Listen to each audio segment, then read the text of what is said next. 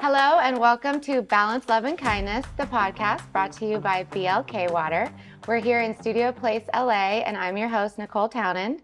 We have our guest, Keyshawn Johnson, former NFL wide receiver and sports commentator and BLK ambassador. Thank you for joining us here today. Anytime, Nicole. How you doing? Good. How are you? Good. I'm liking it. Good. It turned out pretty good. Yeah. Not bad for our first try, right? No, not at all. You have to start somewhere. This is you have to start somewhere.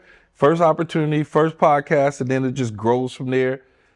You see, you're first. So by the time you get to 25, you'll be like an old pro. It's like an old pro. But I like how our first guest is an old pro. I mean, I've been in the television broadcasting business for a minute. Let's say that. I'm not going to age myself, but I've been in for a minute. Yeah. Well, I know it's probably hard to ask you questions that you haven't answered 1,000 times in your career, but I want to start with the end. Mm-hmm. How do you manage to stay connected to football and fitness after retiring? Well, first, football, being in television for the last 18 years, 18 going on 19 years of doing the TV things, you're connected. Like, you're just in it, and it's every day. We're talking football every single day. And it's been, since I retired, it's just been nonstop. Like, I literally, thought about this when I retired from playing football. My weekends, because I started off in television doing the weekend at ESPN, it was Sunday and Monday calendar shows, which is the biggest shows in sports pregame shows in television. So I did that for 10 years, and then I moved into the weekdays, but I was always working. When I got off the show on the weekends was the first time since I was like in junior high that I had my weekends to be able to watch sports. Because when I was in high school, we played on a Friday, and we watched film on a Saturday, and then really Sunday you were doing whatever, and then a week start. When I was in college, we played on a Saturday, we traveled, we had meetings on Sundays. Then in the pros, we traveled on Saturdays and Sundays. So it was like my entire career. Then I finally retired, and I was working on the weekends. Right. And then when I got off the show on the weekends, I finally got a chance to sit down at the sports bar and really like watch a game. So I haven't worked on the weekends in, 7, 8 years, I guess it's been now. Everything's throughout the week. So that's been great. Now in terms of, just trying to stay from being a fat ass and be, where you need to be, you want to make sure you work it out as much as you can when you can. Mm-hmm. And you want to try to eat right as much as you can. Like, I don't really eat bad. My habits is alcohol for the most part. When I'm hanging out with you or somebody and we want to watch games, especially weight gain time for me is really September to January. Because literally every weekend I'm at a sports bar and I'm watching games and I'm drinking and, you try to get the workout in, but you're like, man, I'm tired. Yeah. Or whatnot. But then now the off season comes, you got to start to get your summer body together. Yes. So you got to pull back on a lot of the things that you do. And that's where I'm at now. All right. I'm in the same boat, actually. It's like the winter hibernation. We put on like 10 pounds to keep warm. Yeah. Right? Yeah, I guess you could say that. Or you take it off to look good, depending on what you're doing. There you go. Yeah. So how important would you say that mental and physical health are and have been along your whole journey? Look, man, we have these conversations jokingly about social media and the way the world sees things. I always believe from a mental standpoint, you have to take time away from your electronics and all of the social media stuff that's out there in the comment section. People, I don't never read the comments. This is me you're talking to. Yes, you read the comments. That's why you're so worried about what goes on, but it messes up you mentally. Yeah. I'll do yoga. It doesn't matter, because you're sitting up when you're doing yoga, you're thinking about what somebody done said about you, thinking about something that you saw. It messes up your mental. But when it messes up your mental, it also messes up your physical, because you now mentally disturbed. You don't want to do the things that can help you physically. That's true. So all of those things are kind of like packaged up together. For me, I detach myself from all that, so I don't have to worry about it. Everybody says, well, how come you're so calm? I'm calm because I don't worry about things that I don't have any control over. That's why I'm calm. It's like, oh, you know, like all your friends and stuff. Oh, you good, you rich. No, I'm not rich, first of all. Okay, let's stop that. I'm happy in the position that I'm in, but at the same time, I'm not caught up in everything that's out there that I have no control over. Like, I don't care. There's certain things I could care less about that really has no value to me in my life. And so when you think about that, Nicole, you say, okay, well, at least I say, you know, that's a good way to approach things from a mental standpoint. I got so many friends that get caught up in the wrong shit. Like, it's like, okay, you're worried about that without taking care of that. If you take care of that, then you don't have to worry about that. But you allow it to get to a certain place where it gets out of control, and now you're scrambling to try to figure things out. You're fucking up your mental, which then is messing up your physical. So that's how, you know. Yeah, it's hard to work out when you're depressed. But you're getting depressed because you're paying attention exactly. to something that don't even matter. They're not in the present. We're not in the present anymore. Let me tell you something. So I go back to football, for instance. I was getting divorced in the middle of a season. I was playing. We was in the Super Bowl run, the height of my career, you know, the whole deal. Sports Illustrated, he's the guy. Everybody's like, it's not even bothering him. He's getting divorced. He has 2 kids. Yeah, because I ain't worried about that right now. I'm taking care of this inside these white lines. When I get home, I'll deal with the lawyers and her bullshit then. Right now, I'm on the field. I'm not about to, when the play is over, go to the sideline and be like, oh my God. But I've seen people that have gone through things throughout the course of the season and it's completely just wrecked their entire deal. It was like, you allowed that to get in the way instead of just staying strong and believing that you're going to get through whatever it is that you need to get through. So compartmentalizing is a skill that has helped you a lot. I mean, I guess. I think it's just, I don't necessarily call it a skill. I think it's just something that I process. When I process things, look, am I smart? Yeah. Do I think I'm smart? I think I'm very smart. I went to USC. Of course you're smart. You graduated. I didn't just go to school to play sports. But I also grew up in South Los Angeles.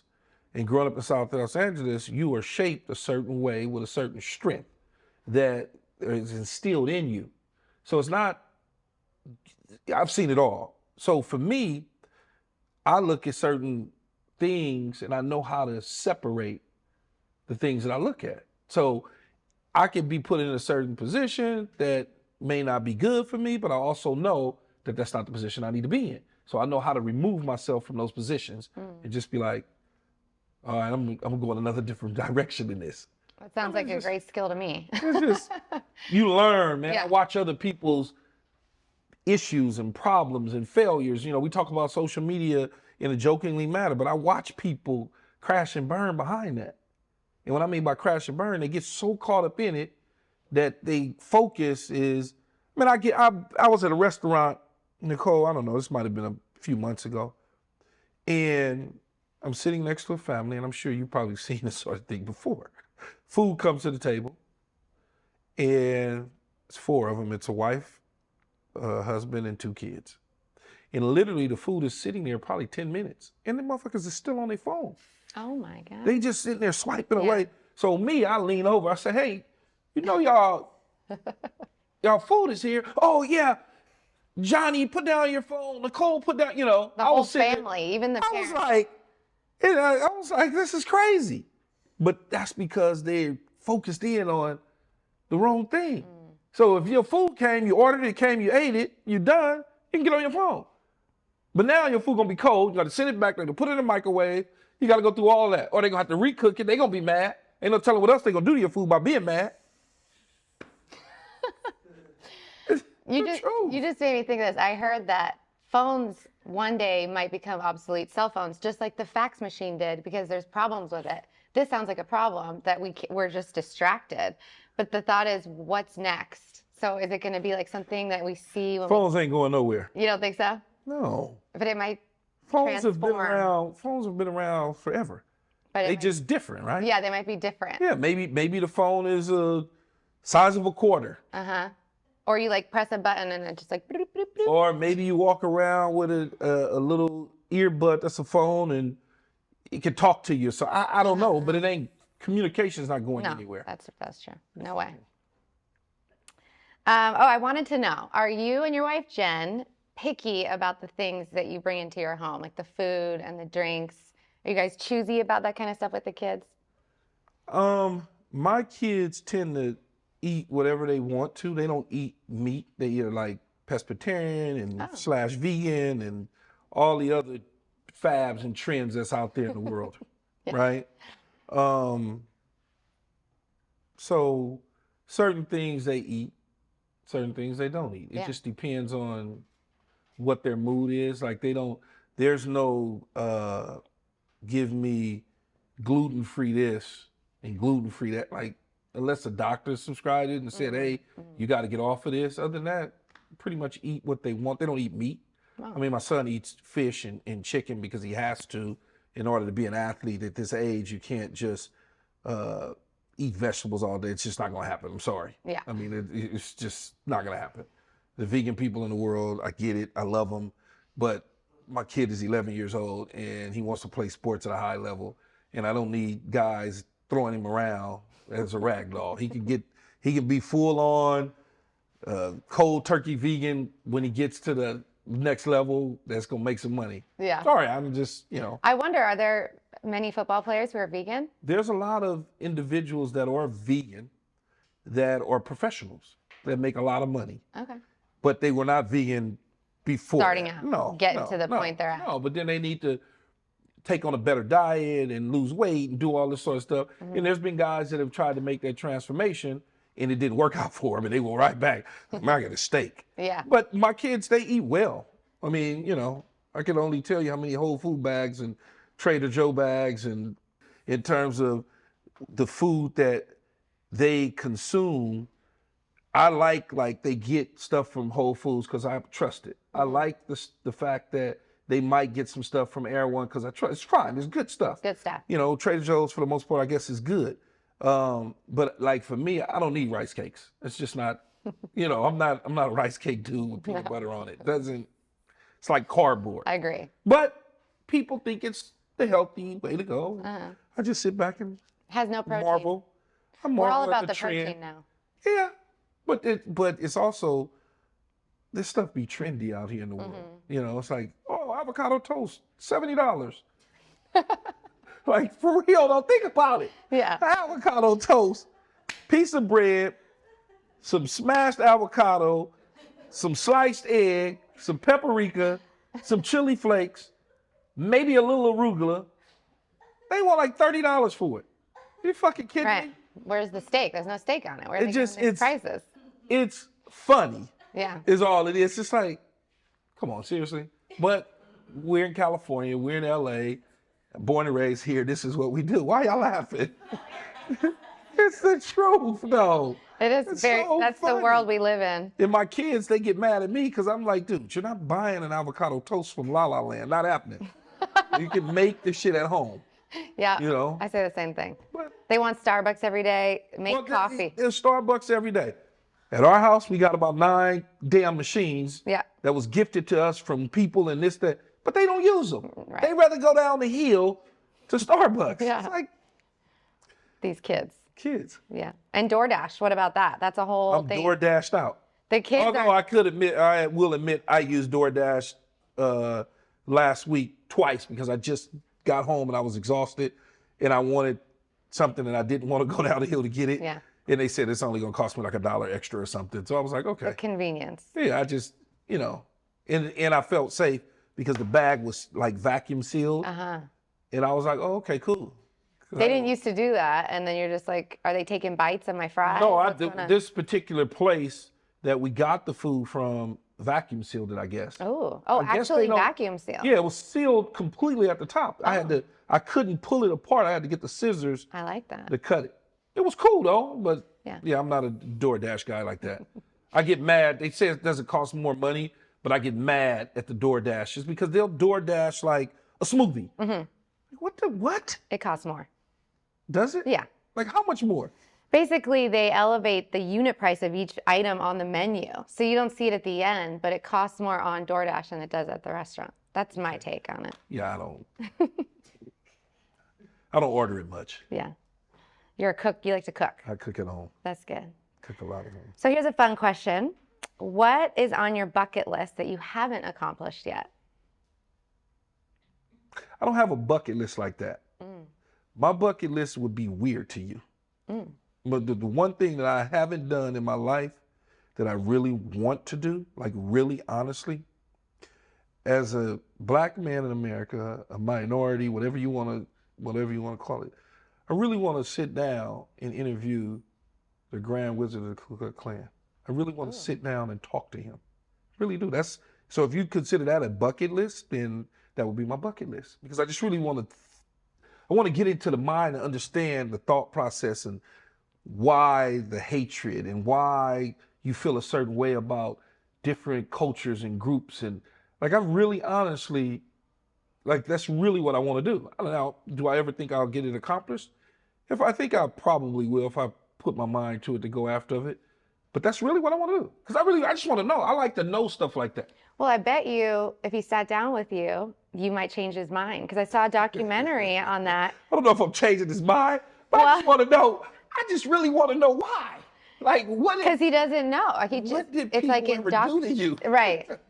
It's more like indoctrinated in them, I think. And then he would. Even if you are indoctrinated into something, doesn't mean that you have to be that way. Of course not. You know, so like for me, that's the one thing in my life that I just really want to do. I just want to sit down. Let's have a glass of black water and let's just talk. It ain't gonna hurt you, man. He's gonna say no black water. It's dark, but it ain't gonna hurt you.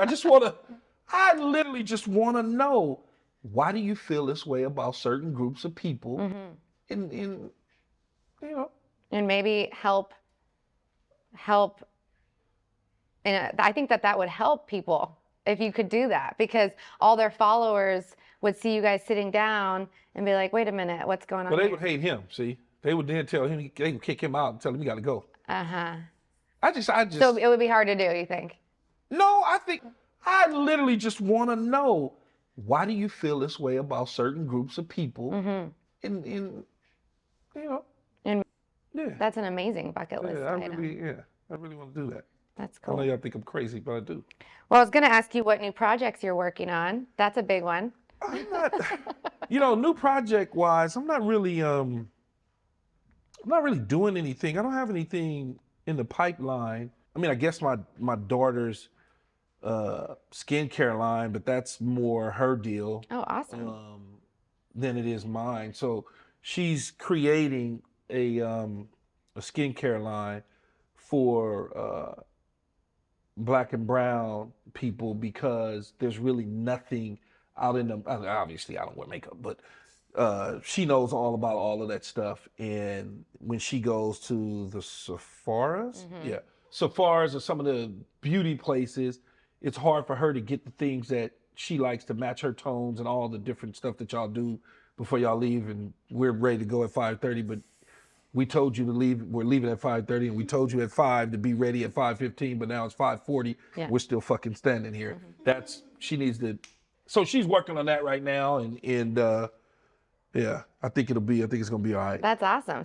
As her dad, I got to kind of watch the landscape of it and how it all kind of unfolds and things like that. But I'm excited for it. How old is she? 14. Oh my gosh, what a great experience for her. But she is. She don't need a lot, and that's more what it's about. It's just about the natural beauty, and maybe there's some, I don't know, spots here or there that people got to fill in or whatever. Again, I don't know much about makeup, but it's not like she needs to get a whole transformation on what her face should look like at the end of the day. I think that's a good message too, because the young girls now are doing full faces of makeup every day because they see it on TikTok and YouTube, but they really don't need it. Their skin is so beautiful. No. So if they my daughter, I know it's my daughter, but my daughter might be, yeah, she's my daughter. I would say she's probably, obviously for me, she's number one, but in the world of pretty 14-year-old girls, I'll put her up with any fucking body. She's stunning. Anybody. She's beautiful. Anybody. Yeah. Don't tell me nothing about a look. I'll be looking at the magazines and little so-and-so looks so, like, no, I don't think so. You might want to take that picture and hide it. But they hype it up and make it look like so adorable. I'm like, no, It's not. Right. Because No. she's a natural beauty. Yeah. And yeah, but you can't contest that. What about I know her? you think I'm crazy. No, I don't, because I've met her several times. What about her being a model? Would you want to keep her away? For young adolescents, the modeling space is so hard to get to the level and be a part of it the way that she needs to be. There's no rush, right? There's just no rush, and it's got to be right. Everything's got to be right. Got to find the right agency, the right agent. It's got to be the right product. It's got to be the right everything for her to be able to do it, because she doesn't need it. Right. So just doing it to be doing it doesn't make any sense. She's not trying to be famous. She's famous, so she ain't even famous. You know. Right. So it's like a lot of kids, parents push them to do things because they live vicariously through them. If she wants to do it, great. If you don't want to do it, fine. Fashion, the whole deal, she could do all that. She's got one of y'all, y'all call it girls packages, right? You got the makeup, the hair, the clothing, the fashion. She could do all of that sort of stuff. And to the point, sometimes I got to tell dude, that's my daughter, man. She's 14. It's not my girlfriend, Yeah, she 14. Looks like she's 16 or 17. Yeah. She's so tall. Yeah, she's tall. She's really tall. I was looking at her the other day when I was laying on the couch and she was walking by, and I said to myself, damn, she tall? I just was thinking. They keep growing. I was just looking, damn, she tall. Yeah. But. I like that. There's no rush. No. There's no rush. No, there's no. It'll come when it. She'll be fine. And she does the ready. acting stuff and all that. And yeah, I think she'll be okay. You think she'll be okay or be okay? A little bit of both. Okay, tell me, what do you want to be known for? I would think, just a person who didn't allow others to get in the way. Somebody who did not allow others to get in the way and stuck by my guns. Yeah. That's beautiful. That's who I am. No, I'm not. I don't give a shit what people say. I don't think. But I care less. I literally can care less about society and their thought process about judgmental and all that stuff. I'm gonna do things the way I want to do them, and I've always done that way. That's why I've been put in positions that I've been in my life, because I've done it the way I want to do it, not the way you want me to do it. I love that. And that's a great message for your daughter and your other kids as well, to just follow their truth and not be distracted. I'm sure you tell them the whole social media thing too. Yeah, they got the little things they be doing, the dancing and all that stuff. TikTok. And she has to do some of the stuff when she's doing her makeup, because her brand advisor or whatever the hell they'll call those people, marketing people, they want her to do all that. Sure. Like, she literally got the like a makeup room in her room now. It's like a whole big old bulb lights. I went in one day and turned on, like, oh shit, let me get out of here, having to turn it on and look at myself. I was like, oh my God. Yeah, it's a little too magnified. It was magnified, big time. But she has all that sort of stuff, and so she has to get the tripod and put all the stuff on it. And I just bought her this camera, and it's like the best thing in the world. This camera that I guess it's a video camera, but a camera, and she can download from there onto the computer. Oh. It's some weird, it's just what they do in this industry, I guess, or something. And I called her the other day. She's so funny. She's sitting there, she's doing the whole thing, and I just looked at her and shook my head and walked away. She's like, what? I was like, yeah, I guess you got to do it. Yeah, it's going to become second nature to her. No, it's second nature to her now. Yeah. It's just, she's funny. Yeah. That's all. She's a funny kid. She is. Well, let's talk about BLK for a second. What is your favorite flavor, and what do you like about BLK? Favorite flavor, I would say, is just, I'm pretty simple. So the lemonade, the cucumber, that's like, you like that simple. Cucumber. Yeah. That's good. Yeah, it's refreshing. It doesn't feel heavy. It's light. Something, as much as you like some flavors, depending on your palate, it can feel heavy and sugary, even though it has none. It's just depending on your palate. Depends if you like that. It depends on if you like like the apple, the Calabasas apple. Yeah, the Calabasas apple. I like. Yeah. I like it a lot. I drink sparkling water, but it's because I drink regular sparkling water.